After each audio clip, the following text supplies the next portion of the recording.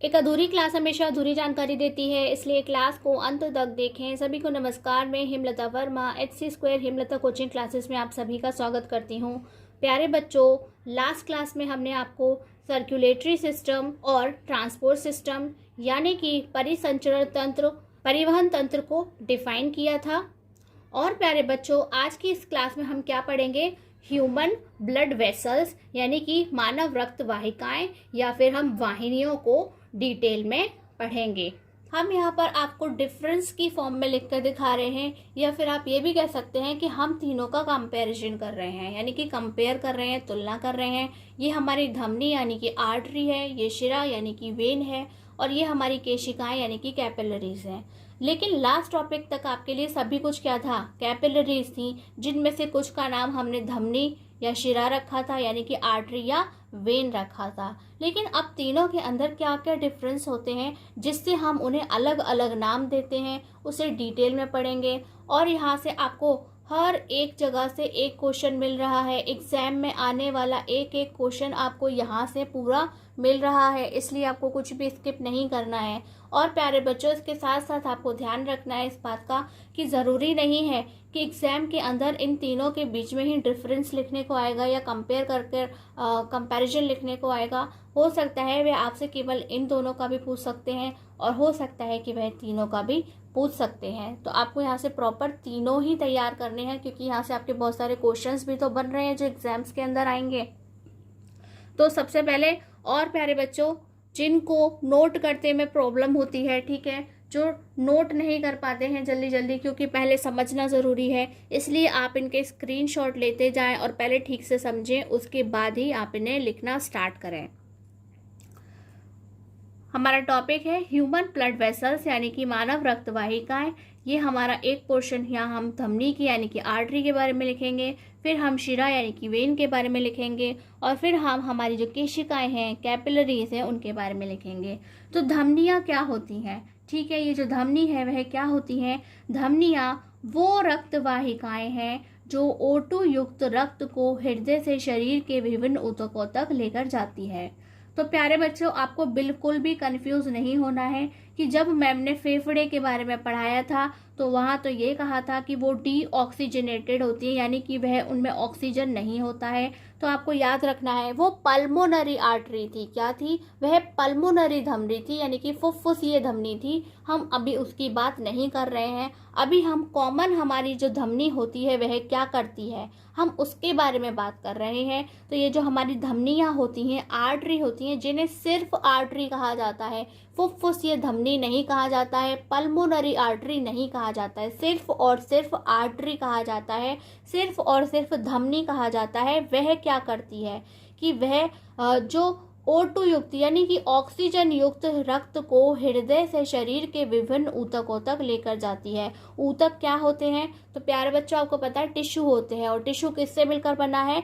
Cell से मिलकर बना है, यानी कि वह ग्रुप ऑफ सेल्स होता है। और वह क्या होता है? और इन टिश्यूज से मिलकर क्या बना है? तो हमारे ऑर्गन्स बने हैं, पूरी बॉडी इन्हीं से मिलकर के बनी हुई होती है। यानी कि यह पूरे बॉडी के अंदर जो टिश्यूज हैं उन तक ऑक्सीजन वाला खून, कैसा वाला रक्त जिसके अंदर ऑक्सीजन थी, वह हृदय से लेकर शरीर के विभिन्न भागों तक लेके जाती है। तो आपसे पेपर में पूछा जाएगा कि ये जो हमारी धमनी है, आर्टरी है, वह क्या करती है, और उसके पास जो रक्त होता है वह कैसा होता है? तो आपको बताना है वह ऑक्सीजन युक्त रक्त होता है, और वह उसका क्या करती है? वह उस रक्त को हृदय से लेकर शरीर के सारे विभिन्न अंगों तक या ऊतकों तक पहुंचा करके आती है। क्या करती है? पहुंचाने का काम करती है। सेकंड, आपसे पूछेंगे शिरा। तो प्यारे बच्चों, हम शिरा के बारे में आपको एक चीज़ और बताते हैं, यानी जो हमारी वेन है, हम इसे शिरा को हिंदी में और दूसरे नाम से क्या जानते हैं? नस। हमारे हाथों में चमकती हुई नस, जिसे हम क्या कहते हैं? शिरा कहते हैं। क्या कहते हैं? शिरा कहते हैं। शिराएं वो रक्त वाहिकाएं हैं जो CO2 युक्त रक्त को विभिन्न अंगों से वापस हृदय तक लेकर के जाती है। तो शिरा का काम क्या है? वेन का काम क्या है? कि यह CO2 युक्त रक्त को शरीर के विभिन्न भागों से वापस कहाँ लेकर आती है?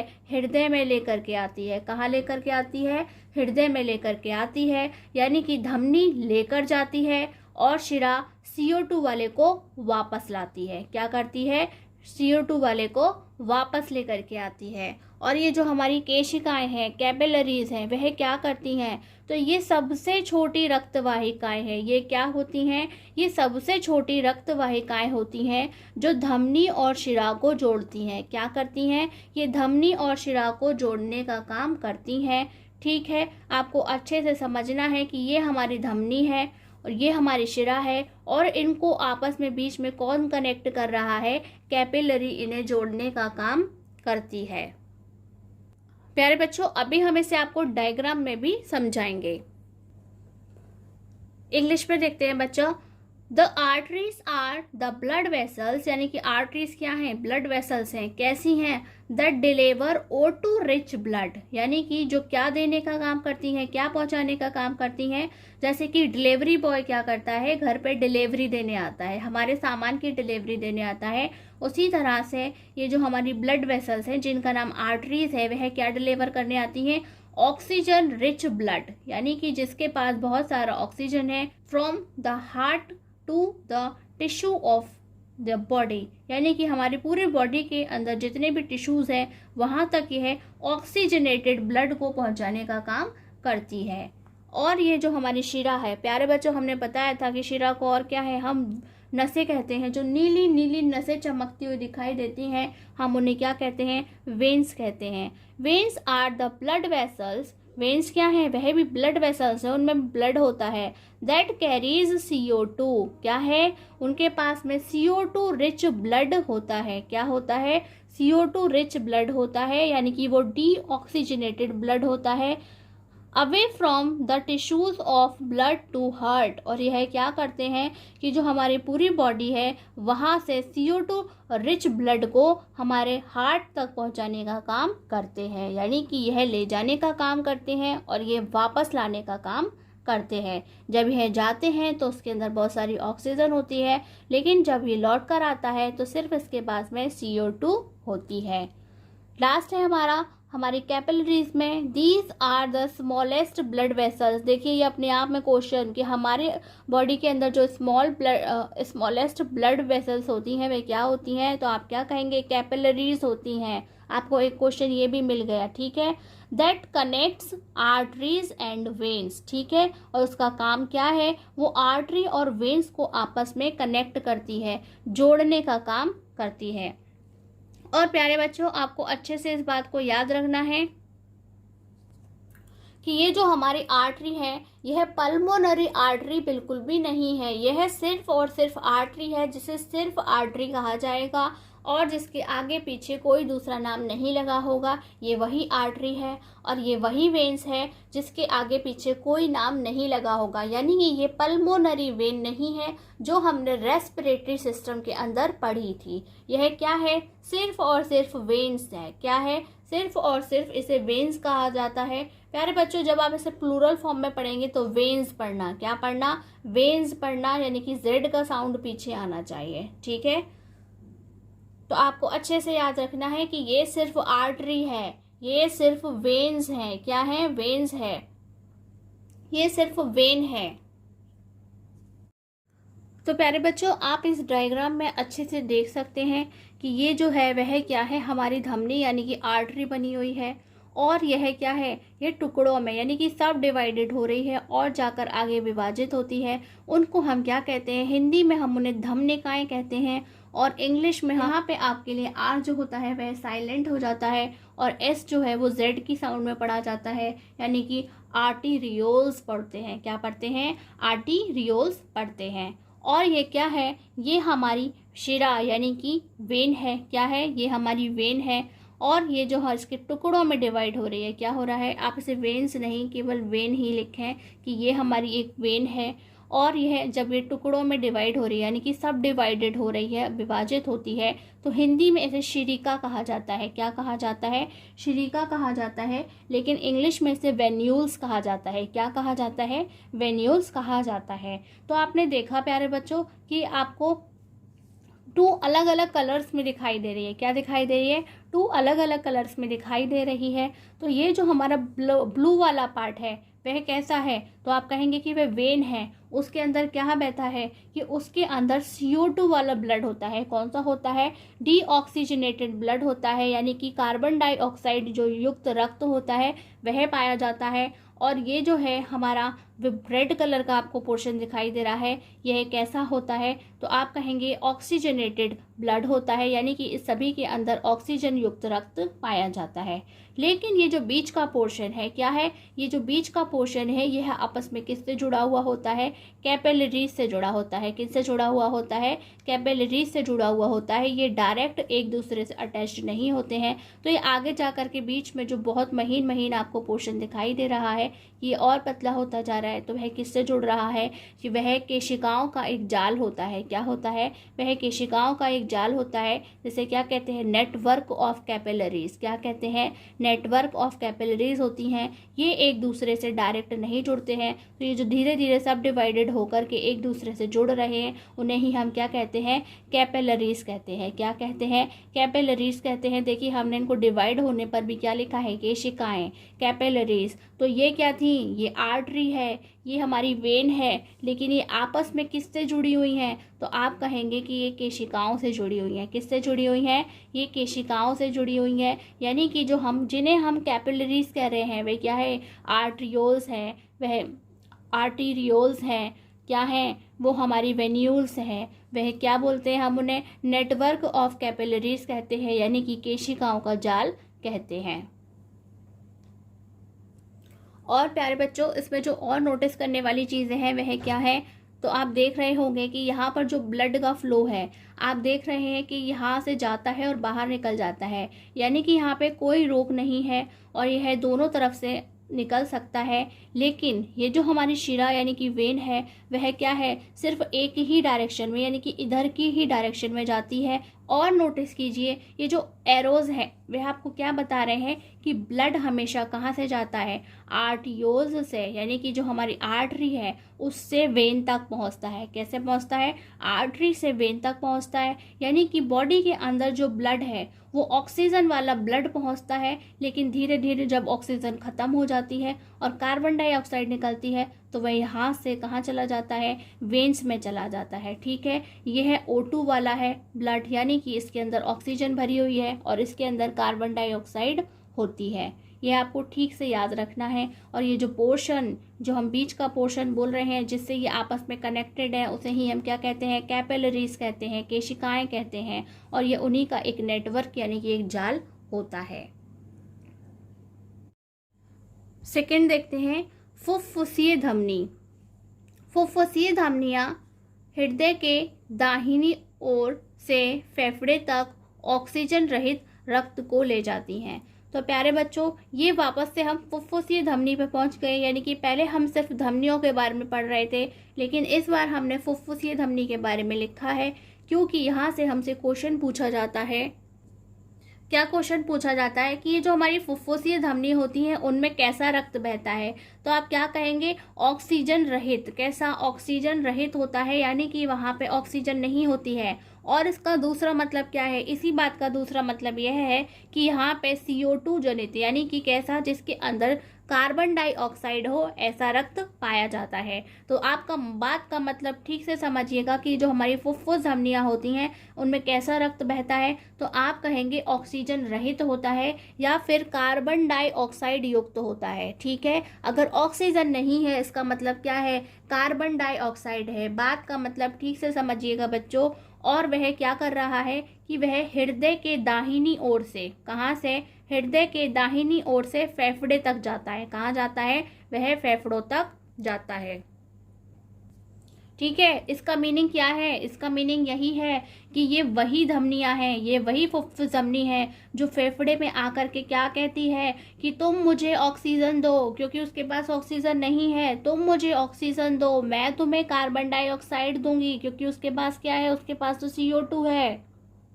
ठीक है, और इंग्लिश में हम क्या कहेंगे? The pulmonary arteries carry CO2 rich blood. तो प्यारे बच्चों फिर से शब्दों पे ध्यान दो, हमने यहाँ पे O2 की बात नहीं लिखी है, CO2 को लिखा है। The pulmonary arteries carry CO2 rich blood, यानी कि वहाँ पे CO2 वाला ब्लड होता है जिसमें CO2 है, या दूसरी भाषा में कहेंगे डीऑक्सीजनेटेड ब्लड, यानी कि जहाँ पर ब्लड में ऑक्सीजन नहीं है। From the right side of the heart to the lungs, यानी कि वह कहाँ से आ रहा है कि हमें हमारे हार्ट से आ रहा है, और हार्ट में भी कहाँ से, राइट हैंड साइड से आ रहा है, और वहाँ से वह लंग्स में जाता है। ये पूरा क्वेश्चन है, 2 क्वेश्चन हो गए आपके यहाँ से, इसी से 2 क्वेश्चन पूछ लिए कि जो हमारी पल्मोनरी आर्टरी होती है, यानी कि जो फुफ्फुस धमनी होती है, उसमें कैसा ब्लड होता है, और उसके साथ साथ कि वह कहाँ से चलकर कहाँ तक पहुँचता है। नेक्स्ट है हमारा फुफ्फुसीय शिराएं, फेफड़ों से हृदय तक, ठीक है, फेफड़ों से हृदय तक ऑक्सीजन युक्त रक्त पहुंचाती है। क्या करती है, जो हमारी पल्मोनरी वेन्स हैं वह क्या करती हैं, जो हमारी पल्मोनरी वेन्स हैं वह क्या करती हैं, O2 रिच ब्लड, कैसा, ऑक्सीजन युक्त रक्त को फेफड़े से, कहाँ से, फेफड़े से हृदय तक, यानी कि from the lungs back to the heart, यानी कि वह फेफड़े से वापस हृदय तक पहुंचा के आती है। तो यह कौन सी वाली है कि जब उसे ऑक्सीजन मिली, क्या हुआ कि जब उसे ऑक्सीजन मिली तो वह वापस कहाँ चली गई, हार्ट में चली गई, यानी कि वह फेफड़े से हृदय में चली जाती है। तो जो लेकर के गई वह कौन थी, फुफ्फुसीय शिरा थी, यानी कि पल्मोनरी वेन थी। और अगर हम कैपिलरीज की बात करते हैं तो क्या है, इसमें रक्त का प्रवाह धमनिकाओं से शिराओं की ओर होता है। तो इसमें कहाँ ब्लड फ्लो हो रहा है कि वह धमनिकाओं से शिराओं की ओर बहती है,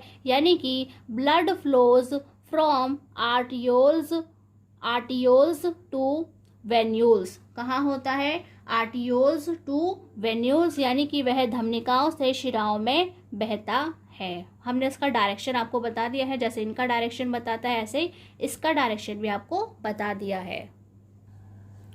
नेक्स्ट क्या है, इसकी पेशीय दीवार मोटी होती है। थर्ड वाला क्या है, इसकी पेशीय दीवार, पेशीय दीवार मतलब कि ये किसकी बनी हुई है, मसल्स की बनी हुई है। जो इसकी बाउंड्री होती है वह काफ़ी मोटी मोटी दिखाई देती है, ठीक है।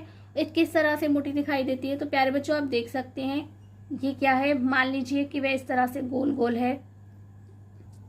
देखिए जो भी आपकी मसल होगी, यानी कि जो हमारी आर्टरी होगी वह कुछ इसकी जैसी ही आपको गोल दिखाई दे रही होगी, वह अंदर से इसी पाइप की जैसी होगी। एक पाइप की जैसी ही तो थी, आपने डायग्राम में उसे देखा कि वह एक पाइप की जैसी दिखाई देती है, यानी कि वह किस तरीके से, इस तरीके से आपको गोल गोल दिखाई देती है। तो ये जो इसकी बाउंड्री है वह कैसी है, तो वह बोल रहे हैं कि ये काफ़ी मोटी है, यानी कि हम उसे इस तरीके से दिखा रहे हैं कि ये जो है वह काफ़ी मोटी होती है। वह इस तरह से हम कहेंगे कि ये काफ़ी मोटी होती है। और इसकी पेशीय दीवार पतली होती है, यानी कि अगर वह ऐसी है तो उसकी बाउंड्री बिल्कुल ऐसी ही पतली पतली होती है, ठीक है, वह मोटी नहीं होती है।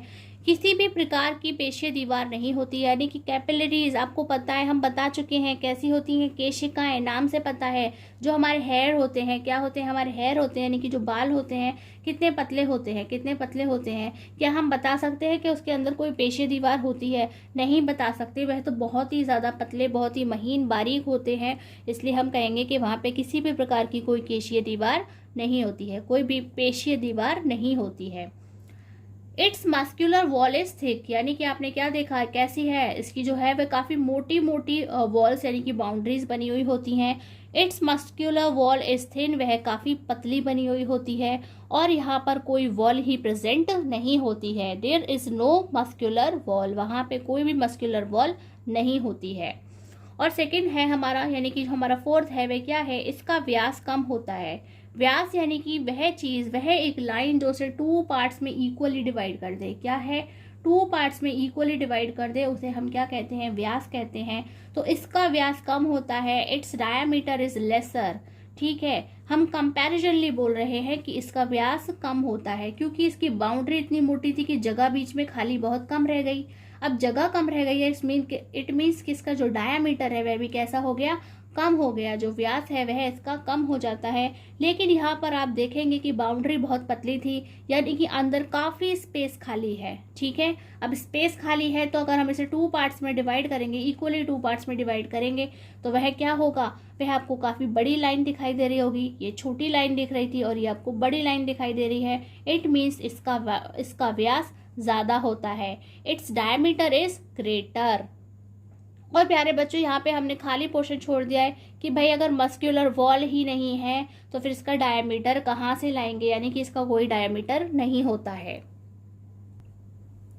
नेक्स्ट है नंबर 5, धमनियों में रुधिर अत्यधिक दबाव में बहता है। कैसे बहता है कि वहाँ बहुत ज़्यादा प्रेशर लगा हुआ होता है जब वहाँ पे ब्लड फ्लो हो रहा होता है। तो प्यारे बच्चों इसका रीज़न क्या है कि आपने देखा था कि वहाँ पर क्या है, उसका जो पेशीय दीवार है बहुत मोटी है, बीच में जगह यानी कि ये जो जगह है वह काफ़ी कम है।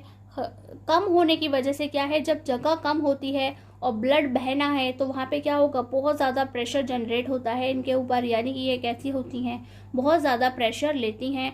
और आप इसे कैसे समझ सकते हैं कि आपने देखा होगा प्यारे बच्चों, अगर आपने कभी पानी भरा हो, ठीक है, यानी कि कभी आपने पानी का पाइप यूज़ करा हो जिसमें से पानी निकलता है, तो अगर आप इसका स्पेस कम कर दें, जैसे कि ये आपके पानी का पाइप है और आप इसका स्पेस कम कर रहे हैं, यानी कि इस तरह से इस पर हाथ लगा देते हैं और वह थोड़ी सी जगह में से आपको पानी निकलता है, तो आपको पता चलता है ना कि कितना तेज़ प्रेशर आ रहा है आपकी उंगली के ऊपर।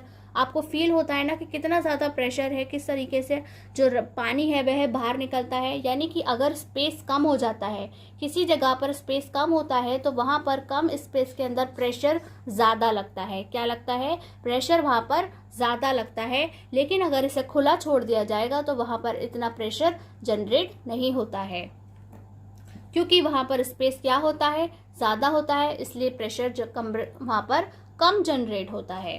तो प्यारे बच्चों आप यहाँ पे क्या देखेंगे, in the arteries blood flows under high pressure, यानी कि अगर आर्टरीज की बात करते हैं, हम धमनियों की बात करते हैं, तो वहाँ पर ब्लड यानी कि रुधिर में क्या होता है, अत्यधिक दबाव होता है, हाई प्रेशर वहाँ पे जनरेट हो जाता है।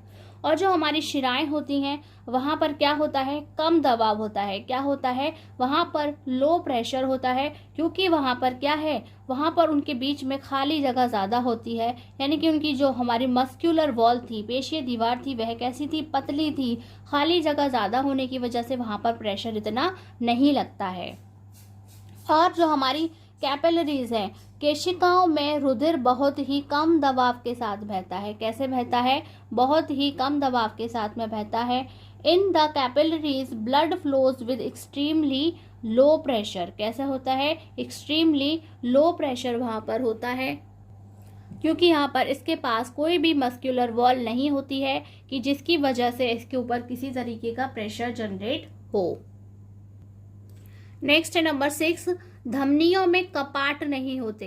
तो प्यारे बच्चों कपाट आपने सुना होगा, अक्सर मंदिर के दरवाजों को कपाट कहा जाता है, यानी कि जहाँ से निकलने का रास्ता हो, यानी कि वहाँ पर कोई भी रुकावट नहीं थी कि वहाँ से दोनों तरफ से जो ब्लड का फ्लो था वह हो रहा था, कि वह इधर से जा रहा था और दूसरी तरफ बाहर निकल रहा था। तो जो हमारी धमनियाँ होती हैं उसमें कोई भी कपाट नहीं होते हैं। और कपाट को इंग्लिश में क्या कहा जाता है, तो आप कहेंगे वाल्व्स कहा जाता है। यहाँ पर कोई भी वाल्व नहीं होता है जो इसे कंट्रोल करे, इसके डायरेक्शन को, कि इसे कहाँ से आना है कहाँ से नहीं आना है। ठीक है, ये दोनों तरफ से आ जा सकता है। जो नेक्स्ट है हमारा, शिराओं में कपाट होते हैं जो रुधिर को हृदय की ओर बहने देते हैं, यानी कि जो हमारी वेन्स होती हैं वहाँ पर वॉल्व्स होता है, और वे वॉल्व्स क्या करते हैं कि ब्लड की जो फ्लो डायरेक्शन है उसको फिक्स्ड करते हैं। कैसे करते हैं कि वह हमेशा हार्ट की ओर ही फ्लो होगा। कहाँ पर होगा, वह हमेशा हार्ट की ओर ही फ्लो होगा और कहीं भी फ्लो नहीं हो सकता है। तो आपने देखा था कि वहाँ से सिर्फ एक ही रास्ता था नीचे की तरफ, जहाँ से वह ब्लड बाहर निकलता है। केशिकाओं में कपाट नहीं होते हैं, यानी कि कैपिलरीज डोंट हैव वाल्व्स, वहाँ पर कोई भी वाल्व्स नहीं होते। तो प्यारे बच्चों अगर उसके कपाट होते या वाल्व्स होते तो वह एक दूसरे को कनेक्ट नहीं कर पाते। ठीक है, अगर उसके इसीलिए उसमें कोई भी कपाट या वाल्व्स नहीं होते हैं।